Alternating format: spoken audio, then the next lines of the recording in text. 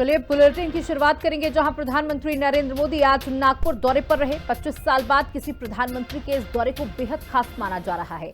उसकी एक वजह है मोदी की संघ से मिटती दूरियां। जी हां, साथ ही मोदी से भागवत की मुलाकात जो काफी अहम मानी जा रही है। पीएम मोदी ने इस दौरान माधव नेत्रालय की भी सौगात दी। रिपोर्ट देखिए।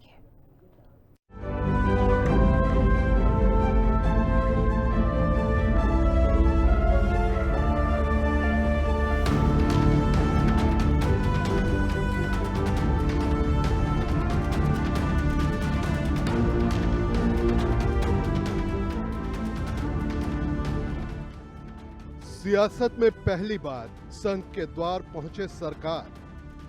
नरेंद्र मोदी का नागपुर दौरा बेहद खास, 25 साल बाद दोहराया इतिहास। भागवत से मुलाकात, आखिर क्या हुई बात? संघ को सर्व समर्पण, गुरु को किया नमन। नागपुर से आई ये दो तस्वीरें रविवार को सबसे खास रहीं।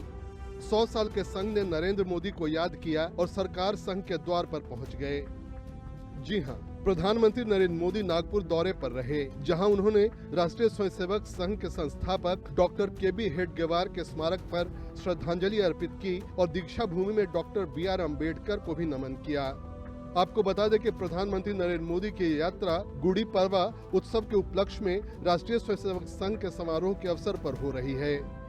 इसी क्रम में प्रधानमंत्री नरेंद्र मोदी ने रेशिम बाग में मौजूद डॉक्टर हेडगेवार स्मृति मंदिर में संघ के संस्थापकों को श्रद्धा सुमन अर्पित किए।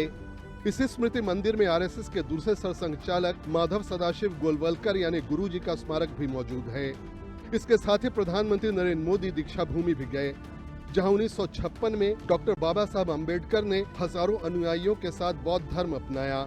इस दौरान वे अम्बेडकर के विचारों और समाज सुधार में उनके योगदान को नमन किया।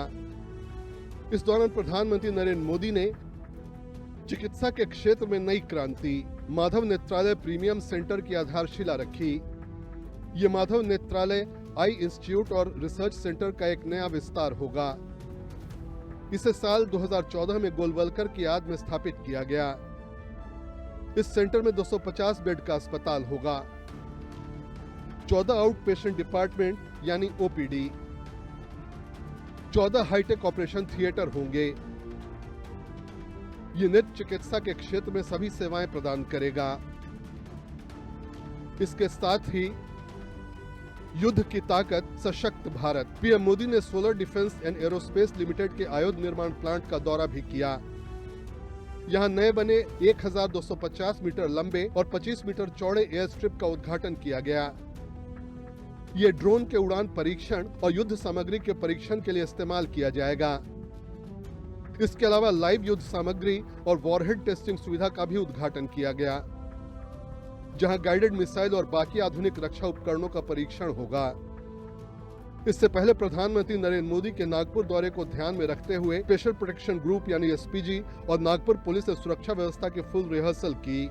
पीएम मोदी के काफिले में 20 विशेष वाहन रहे। इनमें VIP सुरक्षा वाहन और radio controlled improvised explosive device यानी RCEID जैमर युक्त वाहन शामिल रहे। यानी संघ के गढ़ में सुरक्षा व्यवस्था चाक चौबंद रही। हिंदी खबर की स्पेशल रिपोर्ट। वही 25 साल बाद कोई प्रधानमंत्री संघ के कार्यक्रम में शामिल हुआ, जिसको लेकर नागपुर वासियों में काफी जोश बना रहा। कुछ नहीं, अभी अच्छा माहौल है। आज त्योहार भी है, मोदी जी यहाँ आए हैं तो हम लोगों को सबको खुशी है। गुड़ी पड़वा का दिन है, हम लोग बहुत खुश हैं आज। हर हर मोदी, हर हर मोदी, घर घर मोदी, मोदी जी आने से नागपुर पूरा खुशनुमार हो गया है। जहाँ देखो आज मोदी जी के फैन दिख रहे हैं तो सबको हैप्पी फील हो रहा है। हमारे प्रधानमंत्री आज आ रही है, हमारे लिए बहुत शुभ दिवस है और हमारे लिए बहुत सौभाग्य है नागपुर वालों के लिए।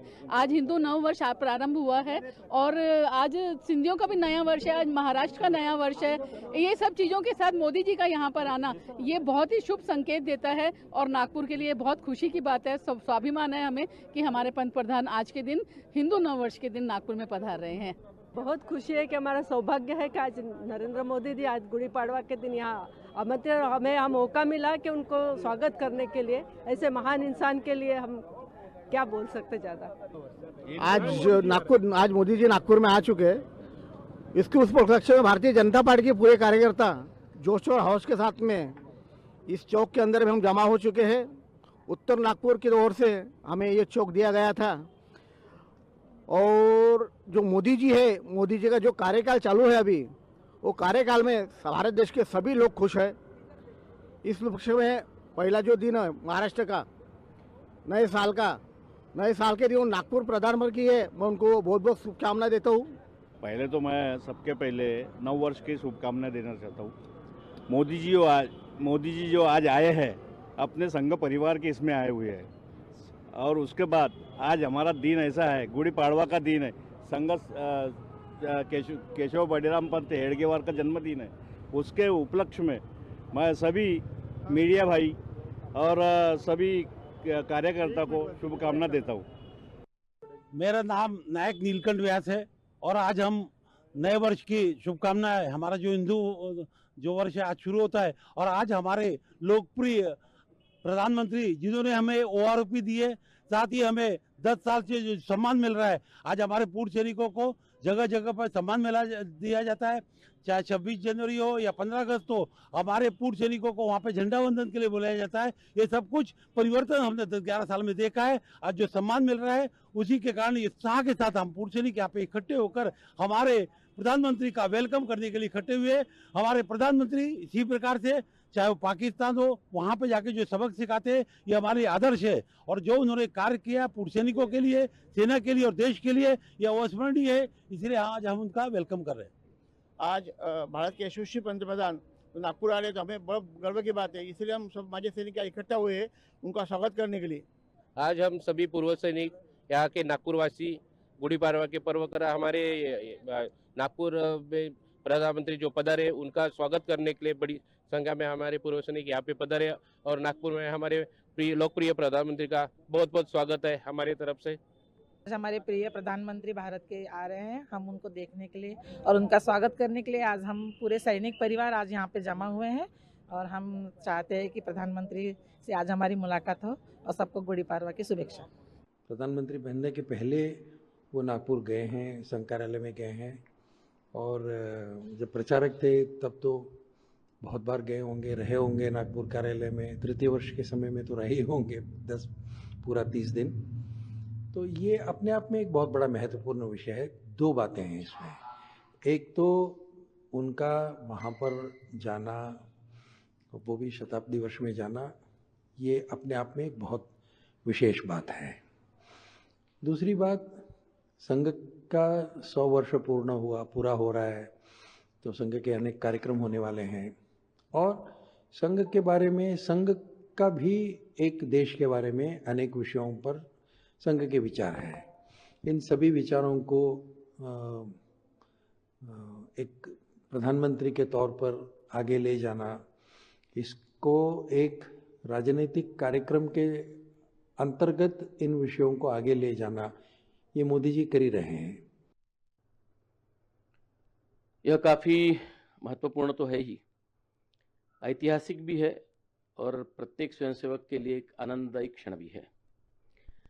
ऐतिहासिक इसलिए है क्योंकि एक स्वयंसेवक जो आज भारत के प्रधानमंत्री के पद पर आसीन है,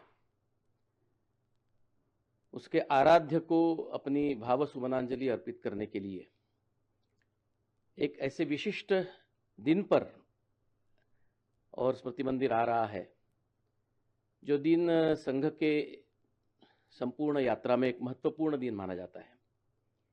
वर्ष प्रतिपदा संघ के प्रथम सरसंघ चालक परम पूजनीय डॉक्टर हेडगेवार जी का जन्मदिन है। उसी के साथ यह वर्ष संघ के शताब्दी का भी वर्ष है। तो संघ के शताब्दी वर्ष में परम पूजनीय आद्य सरसंघ चालक जी के जन्मदिन के अवसर पर एक स्वयंसेवक प्रधानमंत्री ने अपनी आदरांजलि अर्पित करने के लिए रेशिमबाग आना, यह अपने आप में एक ऐतिहासिक क्षण है। माननीय प्रधानमंत्री जी के लिए भी आनंददायी है, सभी स्वयंसेवकों के लिए भी आनंददायी है। इसमें प्रधानमंत्री का आगमन ये इसको एक नई प्रेरणा दे सकता है, नया बूस्ट दे सकता है, और इसलिए भी ये बहुत ज़रूरी है। और मैं समझता हूँ कि ये दोनों दृष्टि से यहाँ पे आना, और एक स्वयंसेवक है मोदी जी, उन्होंने कहा कि मैं एक स्वयंसेवक हूँ, अभी तक उसने नकारा नहीं है, तो इसलिए राजनीति कंपल्शंस है तो भी वो डंके की चोट पे ये कह रहे हैं कि मैं संघ का स्वयंसेवक हूँ, तो इसलिए उनके लिए भी जैसे हर स्वयंसेवक के लिए वहाँ जाकर के रेशमबाग में जाकर के डॉक्टर साहब के और पूजनीय गुरु जी के स्मारकों पर श्रद्धा सुमन चढ़ाना, अर्पित करना, ये एक बहुत महत्वपूर्ण घटना उसके जीवन में होती है। तो मैं समझता हूँ कि एक स्वयंसेवक के नाते भी मोदी जी के लिए एक उसी प्रकार का अनुभव होगा। तो ये 4 तस्वीरें आज प्रधानमंत्री नरेंद्र मोदी के नागपुर दौरे से, जहां आप देख सकते हैं सबसे पहले स्मृति मंदिर में प्रधानमंत्री पहुंचे और हेडगेवार और गोलवरकर को नमन किया। प्रधानमंत्री ने बाबा साहेब को भी श्रद्धांजलि अर्पित की, माधव नेत्रालय का शिलान्यास किया। तो प्रधानमंत्री का ये नागपुर दौरा, कई मायनों में ये दौरा बेहद अहम माना जा रहा है। सबसे पहले तो इसे आरएसएस प्रमुख और प्रधानमंत्री के बीच की जो दूरियां थी वो मिटती हुई इस दौरे के माध्यम से दिखाई दे रही हैं। साथ ही आने वाले जिन राज्यों में चुनाव हैं उसकी रणनीति भी आज बनी।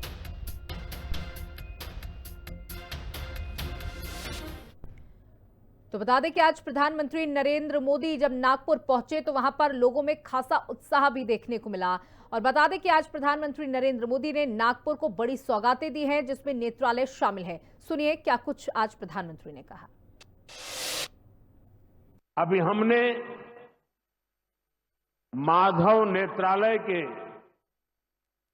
कुल गीत में सुना, अध्यात्म ज्ञान गौरव गुरुता का ये अद्भुत विद्यालय, मानवता रत यह सेवा मंदिर, कण कण में देवालय।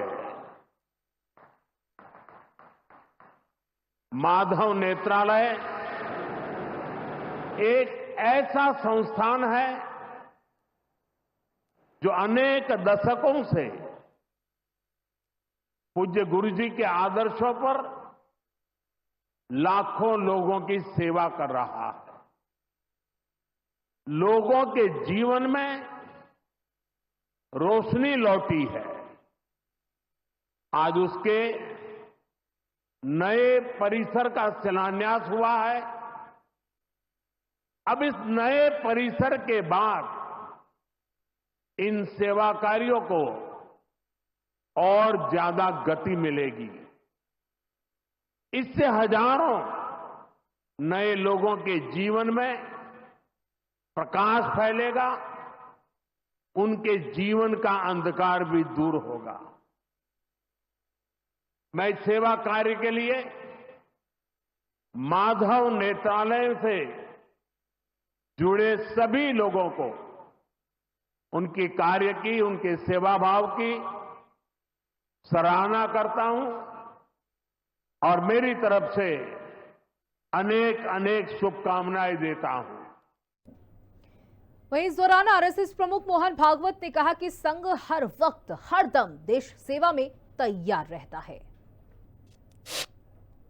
यही प्रेरणा है वो स्वयंसेवकों को अपने लिए कुछ न चाहते हुए सबके लिए कष्ट करने की प्रेरणा देती है। बदले में कुछ भी नहीं चाहते, करते जाते हैं। ऐसी लंबी यात्रा के कारण समाज ने देखा परखा संघ के स्वयंसेवकों को और मान लिया। उसके फलस्वरूप अनुकूलता भी आई, बाधा भी दूर हुई, आगे बढ़ रहे हैं स्वयंसेवक, लेकिन ध्येय की वही दृष्टि कायम है। और ये सारे सेवा के काम दया भाव से नहीं चलते। एक तो समाज के प्रति प्रेम है और दूसरे तो वास्तव में समाज में सबको ही दृष्टि देनी है। एकांत में आत्मसाधना, लोकांत में परोपकार, ऐसा जीवन सूत्र हमारी परंपरा में है। संघ के संदर्भ में कहेंगे तो 1 घंटा शाखा में स्वयं का विकास और 23 घंटा उस विकास का उपयोग समाज के भलाई के लिए। यही वह दृष्टि है और वह दृष्टि देने के लिए ये सारे काम चलते हैं। ये सारे काम इसी दृष्टि से चलते हैं, इसलिए उत्तम चलते हैं और ऐसे ही उत्तम चलते रहेंगे। अनुकूलता पाने के बाद भी, साधन संपन्नता होने के बाद भी करने वालों का भाव यही रहेगा, तब उस साधनों का उपयोग भी अच्छी तरह होकर समाज लाभान्वित होगा। केवल लाभान्वित नहीं होगा, समाज विश्व को लाभान्वित करने के लिए योग्य बनेगा और विश्व के जीवन में अपनी भूमिका को ठीक से अदा करेगा। इन सारे सेवा कार्यों से यही हो, इस इच्छा से स्वयंसेवक काम कर रहे। उसमें से एक यह माधव नेत्रालय का काम है। आज वर्षीय प्रतिभागिता के दिन उनको सब प्रकार की शुभेच्छा मैं देता हूं।